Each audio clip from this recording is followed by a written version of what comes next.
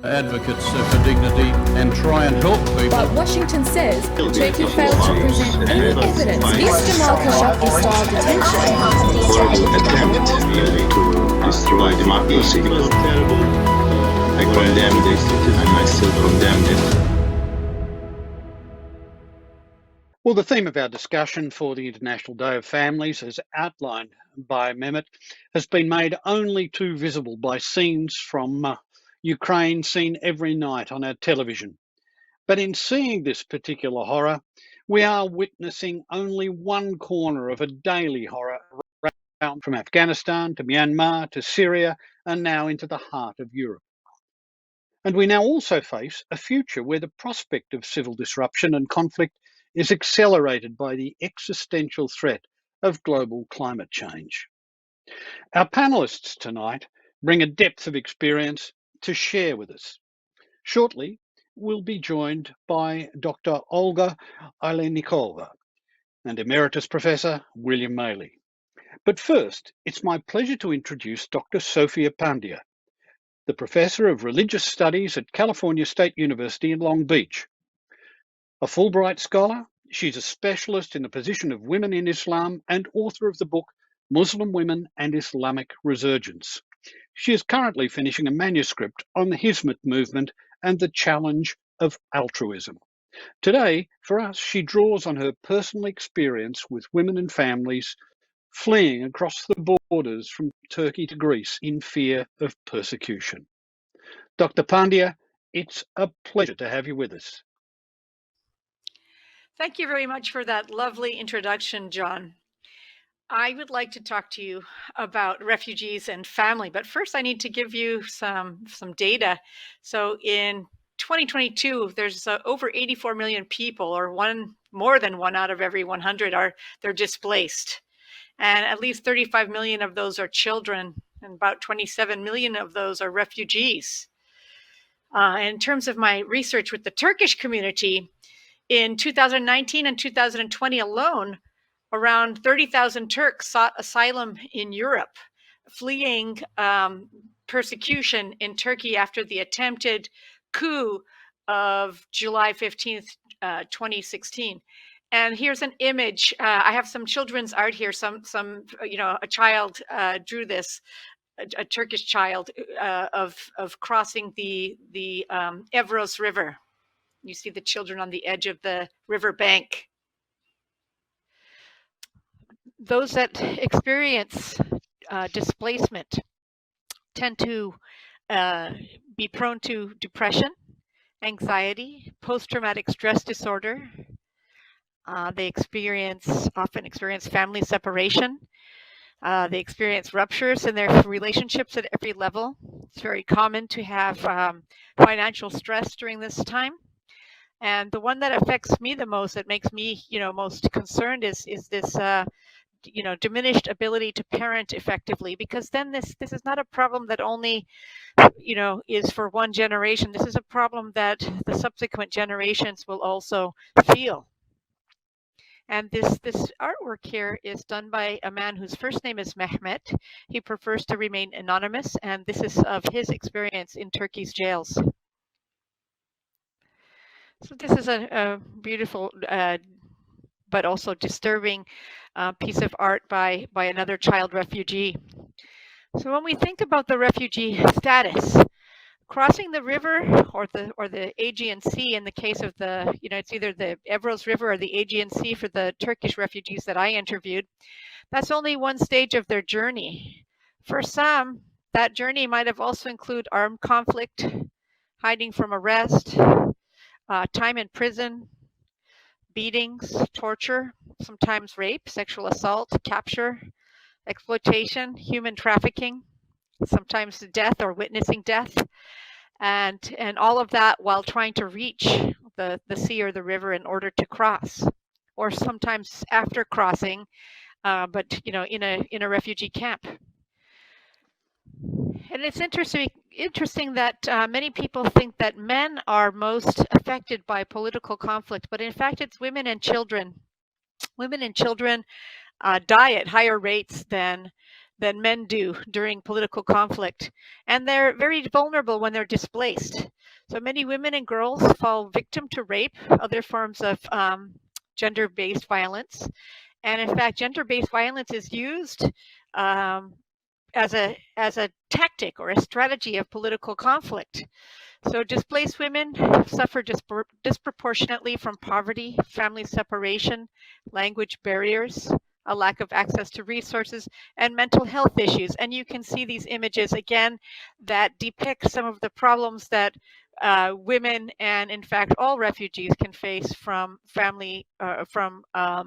displacement. But it's not just women. Men also are affected in a very particular way.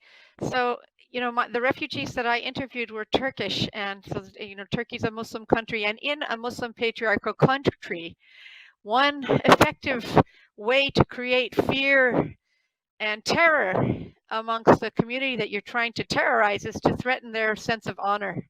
So in general, Turkish men are tasked with protecting their wives and children, and if they don't do that, that's a source of dishonor for them.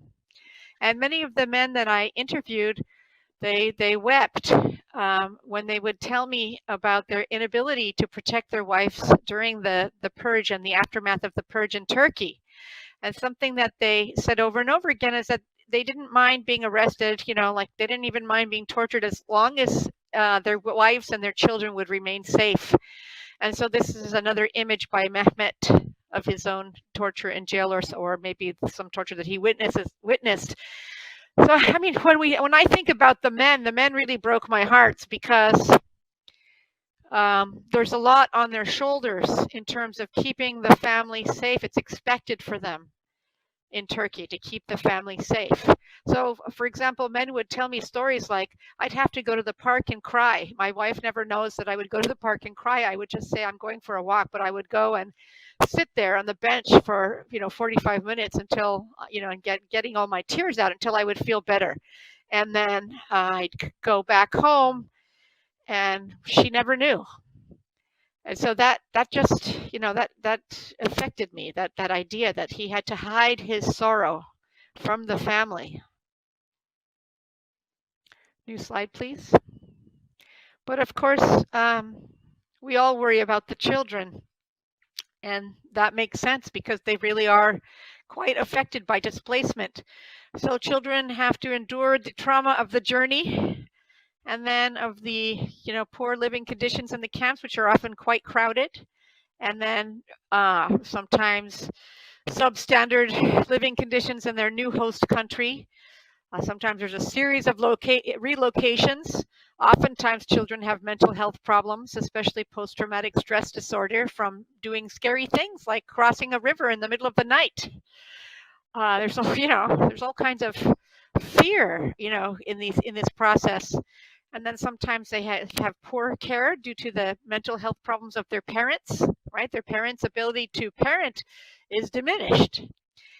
They have sleep disturbances. It's common for them to have nightmares. Disruption of education, also, this is an obvious problem. I have talked to so many children about the fact that they can't, they were in school and then they're in the, crossing the river, and then they're in Greece, and in Greece they don't speak Greek. So how can they go to school in Greece? How can they go to school? Sometimes they do a little bit of education via computer, or they get a tutor, or, a few of them do go to school in Greece and they just try to learn Greek, but they're usually on their way to Germany. So, you can see the disruption in education as they're trying to learn Greek as a second language, and so they're not able to learn much else. And then, of course, there's the fact that they're bullied often at school, or isolated, shunned at school because they don't speak the language. They are often poorer than the children that they're in school with, or they just, they're refugee kids, so they are different, and their status is lower. So this is very difficult for kids who are already dealing with family separation and trauma.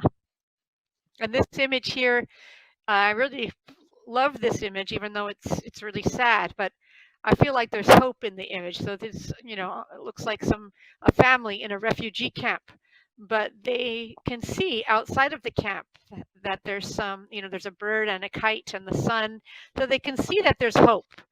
They're just not there yet, right? They're not there yet. So the refugee camps are some of them are okay, but there are many, especially in Greece, like in Lesbos and Moria. They're just not okay. They're awful places. So while many refugee camps do their best to accommodate families, including children, some are absolutely teeming with like feces, and they're fire hazards. They're overcrowded. They're filthy. They're garbage everywhere. And again, that would be Moria and Lesbos. So sometimes families are stuck in camps for years with little hope to get out, and you can imagine that would do quite a number on your mental health. And so the Lesbos refugee camp, it was made for 2,000 people, but it houses over 18,000. And so some of the people in the camp, they're suicidal, including children. And there's a lot of research on that. This image here is of a refugee camp in Lesbos. All right, so this brings me to some of the stories from the research that I did. And so I have a few narratives for you here. This first little narrative is from a woman whose fake name is Kader. So all of the names that I'm using here are not their real names. And so I captioned this, Breaking Families. So Kader, a 32-year-old married Kurdish woman, confirmed that the government targets women with arrest, mistreatment, and rape for the express purpose of spreading fear. She said, quote, "I think this is why they arrest pregnant women. Men can bear it, but women are more vulnerable. In jail, those children don't see men. And when they're released, they're scared of men, even their own fathers." So that's from an interview that I carried out in 2018. This is about separated, I captioned this separated from infants. And so Gamze is a 29-year-old computer science teacher. And she said to me when I interviewed her, she said, "The first night my body hurt everywhere." She's talking about being detained. "I saw one mother in there. She had an 8-month-old baby. She has to breastfeed, but her baby was not with her. So she had to express her milk in the bathroom." So basically, she's explaining to me that she was detained with a woman who had an 8-month baby, but the baby was not with her. So in order for her breast not to become impacted with milk, she had to actually get rid of the milk in the bathroom by manually expressing the milk from her breasts. And a lot of refugees told me stories about that, about like being separated from their babies and having to manually express milk so that their breasts didn't get mastitis, which is an infection that you get if your breasts are impacted. And those stories stick with you, right? That's a very hard story to hear. And this is another story that was very hard for me to hear, and it's about a horrible secret that a husband was keeping from his wife, keeping but not keeping. So this is a woman. I don't put her name at all here because this woman, her story is so sensitive that her husband is still in jail, and she just doesn't, she doesn't even, I have a fake name for her, but it doesn't matter. I'm making it clear that this is a story that is very, very sensitive, and this woman is anonymous. So she said to me, "Before all of this, I had a dream in which some men came to our house and raped my husband in the bathroom. 8 days later, he came home from jail and he told me my dream was true. I asked him, 'What happened?' He said, 'Nothing.' And he stopped talking. In 8 days, he had lost 5 kilos and his mouth was covered with blood. I asked him more, but he couldn't talk. He just bobbed his head up and down. And then she moved her head up and down.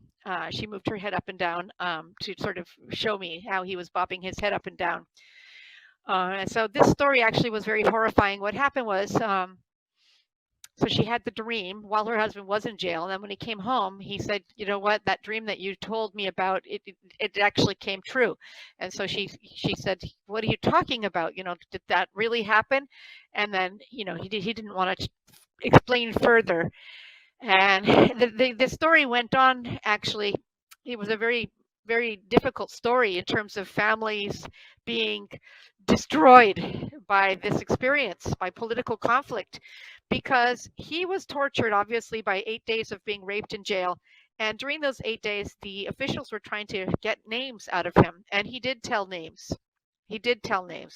So when his wife found out that he told names of their friends that were subsequently, you know, going to be arrested because he had reported them while being tortured, she was angry at him. She was angry at him for telling names. She said, you know, why didn't you just not tell the names? Just, you know, don't tell the names. But she didn't know at that time, when she was so angry at him, she didn't know that he had been raped in jail.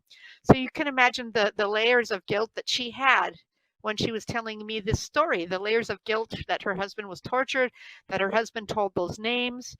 And then I just, you know, I wonder how this family will be later. How will they survive this? How will they survive this? And of course, this is another drawing by the torture victim, whose first name is Mehmet. So how do we address the root causes of all of this? We're living in massively turbulent times, and the core causes of migration and displacement, including poverty, human rights violations, political turmoil, sectarian violence, war, are still unaddressed as of 2022. We still are not getting better at this, you know, and you've got some 4 million more refugees now because of the displacement caused by the war in Ukraine. So, you know, I would have hoped that by now displacement would have been eased, but we are still in the thick of this human tragedy. When we think about new beginnings, you know, and I don't want to paint a rosy picture out of something that's not rosy yet. So I want to be cautious with what I say. I want to point out that the journey to be healed, to be whole, to be able to reconstruct a relationship with one's family members, to feel as though one's recognized, accepted, valued, and to feel as though one belongs, it continues on. This is not something that is immediately resolved once somebody you know, reaches the shores of the host country. It's dependent on factors such as you know, one's socioeconomic status, conditions in the host country, and individual circumstances. And we see this image. This is by a child. Her name is Yusra. And she, you know, her picture is divided into 4 sections. And the first section shows her family whole with her 2 brothers and her mom and her dad. Her little brother is right here at the bottom. And then the second section is of her Baba, her father, right? He's in jail, and the other family members are outside of jail. They're in the Hizmet movement, and he was jailed for his participation as an educator in that movement. The Turkish government threw, you know, hundreds of educators, Hizmet affiliated educators, into jail. And then the third panel here is of her family crossing Turkey into Greece. And then the fourth panel is them arriving to Germany. And they are right now in Germany in a refugee camp. But in fact, she drew this while she was still in Greece. So this was her hope. Her hope was to arrive to Germany. And I think that's nice that she had this lovely hope. But if you take a look at it, it's a little bittersweet. Yes, there's love, and yes, there's these birds seem to represent freedom, and people, you know, the family members are smiling, but I mean, Baba's not there, right? The father's not there. So there's still some sadness. You know, the journey towards wholeness is not completely, you know, completed. It's not done. There's still not full resolution. But I guess, you know, we can't expect for that, but we can expect that that healing can happen with time and, you know, with a set of, you know, circumstances.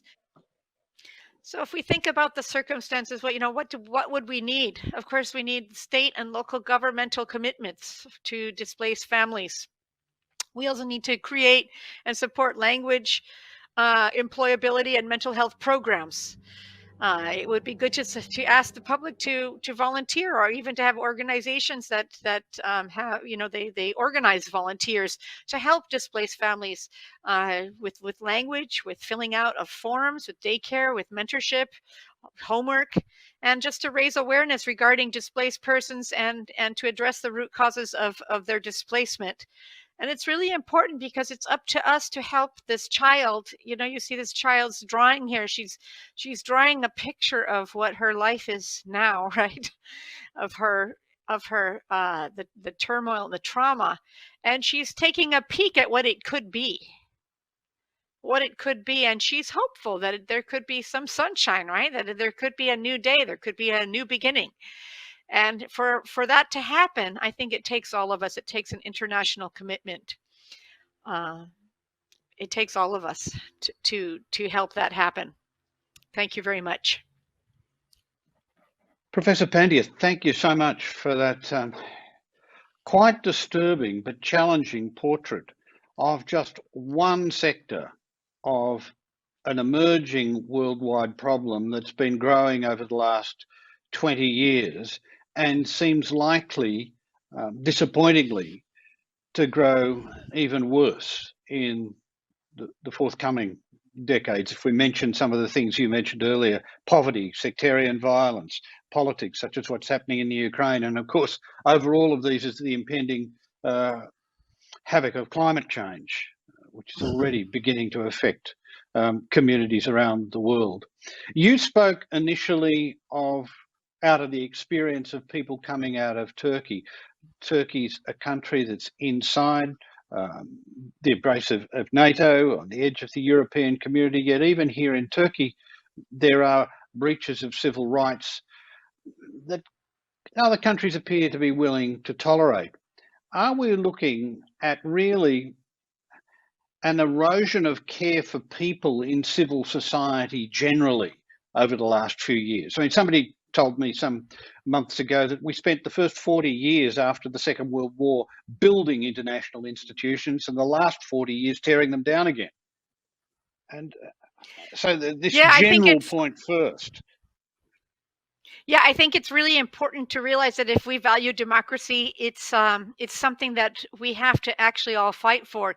Since around 2006, we've seen the erosion of democracy and the a spike in the number of populist governments, and you can just list them, right? You've got Modi, Netanyahu, you've got Duterte is, and Zeman and Bolsonaro, and of course, just it's a whole long list of populist governments, and it's people that are electing them or almost electing them, and we have to wonder about why is this happening? Why are people so willing to elect authoritarians, elect people that are not friendly to immigrants, that don't seem to support the platform of universal human rights, that don't support the freedom of speech, or